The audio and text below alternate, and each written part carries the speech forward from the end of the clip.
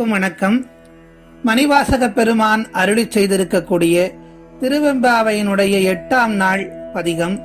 இந்த பதிகத்தில் மாணிக்கவாசகர் தன்னுடைய தோழியை எவ்வாறெல்லாம் எழுப்புகின்றார், சிவபெருமானுடைய பெருமைகள் ஒவ்வொன்றாக சொல்லி அந்த பரந்தாமனே எவ்வாறு சிவபெருமானை வழிபடுகின்றார் என்பதை உதாரணமாக சுட்டிக்காட்டி அந்த தோழியை எழுப்புகின்றார். முதலில் பதிகத்தை பார்த்துவிட்டு அதன் பின் வரிக்கு வரியான விளக்கத்தை பார்க்கலாம்.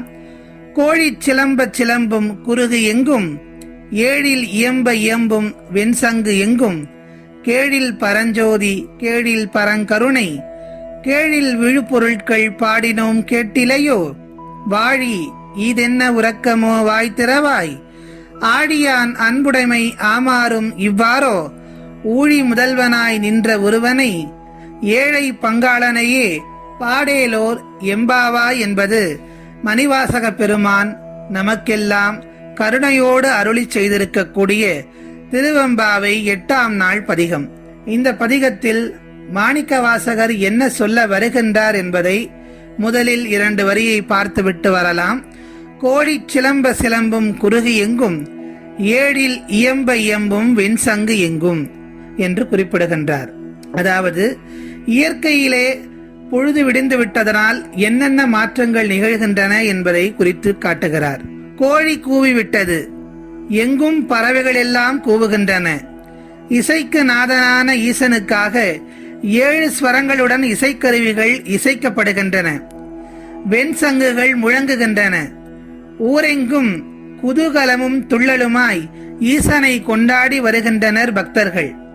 தன்னுடைய அடுத்த வரிகளில் சொல்லுகிறார், கேழில் பரஞ்சோதி கேழில் பரம் கருணை, கேழில் விழுப்பொருட்கள் பாடினோம் கேட்டிலையோ, வாழி இதென்ன உறக்கமோ வாய் திறவாய். இந்த அற்புதமான இனிய வேளையில் உலக இருள் நீங்குவதைப் போல் நம் மாயைகள் யாவும் நீங்க பரம் சோதியாய் ஒளி வீசும் ஈசனை பற்றி நாங்கள் எல்லாம் பாடிக்கொண்டிருக்கின்றோம், பேசுகின்றோம், அவன் கருணையை எண்ணி துதிக்கின்றோம். ஆனால் இது எதுவும் அறியாமல் நீ தூங்குகிறாய். மாயை என்னும் உறக்கத்துக்கு சொந்தமானவளே, இது என்ன உறக்கம், வாய் திறக்க மாட்டாயா என்று கேட்கின்றார்.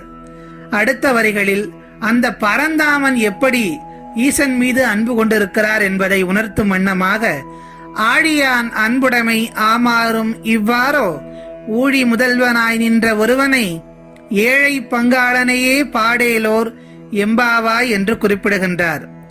அதாவது பார்க்கடலில் உறையும் பரந்தாமனின் சிவபக்தியை நீ அறிவாயல்லவா. பாம்பனையில் அரிதுயிலில் வீற்றிருக்கும் போதும் அவரது இடது கரம் சிவலிங்கத்தையே பற்றி இருக்கும். அத்தனை சிவபக்தி கொண்டவர் திருமால். அத்தனை பெருமை கொண்ட சர்வலோக நாயகனாம் நாம் ஈசனை, ஏழைகளின் பங்காளனை பாடி மகிழ உடனே வா தோழி என்று தன்னுடைய தோழி பெண்ணை அழைக்கின்றார். அனாதி காலம் தொடங்கி நம்மை தொடர்ந்து வருத்தும் பிறவி நோயை நீக்க வல்லது 5 எழுத்து மந்திரமே. பஞ்சாட்சரம் என்னும் இந்த நாமம் நமச்சிவாய என்று இகலோகத்துக்கும், சிவாய நம என்று பரலோகத்துக்கும் உதவவல்ல மிகச்சிறந்த சூட்சும மந்திரம் ஆகும். இந்த 5 எழுத்தை இடைவிடாது மெய்யன்பு கொண்டு மனம் கசிந்து ஓதுவார் முக்தி பெறுவர், சிவலோக பிராப்தி பெறுவர் என்கிறது சைவ உலகம். இந்த மாபெரும் செல்வமாம் 5 எழுத்தை ஓதக்கூடிய அற்புதமான வேளை மார்கழி மாத அதிகாலை நேரமே. இந்த தெய்வாம்சம் கூடிய வேளையில் ஈசனை போற்றும் 5 எழுத்தை ஓதாமல் இப்படி உறங்கலாமா தோழி? நம்மை ஒவ்வொரு வினாடியும் எதிர்பார்த்து காத்திருக்கும் நம் தலைவனாம் ஈசனை இன்னும் காத்திருக்க செய்யலாமா? இது தகுமா என்று தோழி பெண்ணை இடிந்துரைப்பதாக மணிவாசக பெருமான் நமையெல்லாம் சுட்டிக்காட்டி அழைக்கின்றார். ஆகவே இந்த இனிய காலை பொழுதிலே மார்கழி வேளையிலே நாமும் ஈசனின் புகழ் பாடி அவனுடைய பெருமைகளை எல்லாம் சொல்லி சிவபுராணம், தேவாரம் முதலியவற்றையெல்லாம் பாடி அவனை தொழுது அவனருள் பெறுவோம் என்று சொல்லி மீண்டும் அடுத்த நாள் பதிகத்தில் உங்கள் அனைவரையும் சந்திக்கிறேன். நன்றி, வணக்கம்.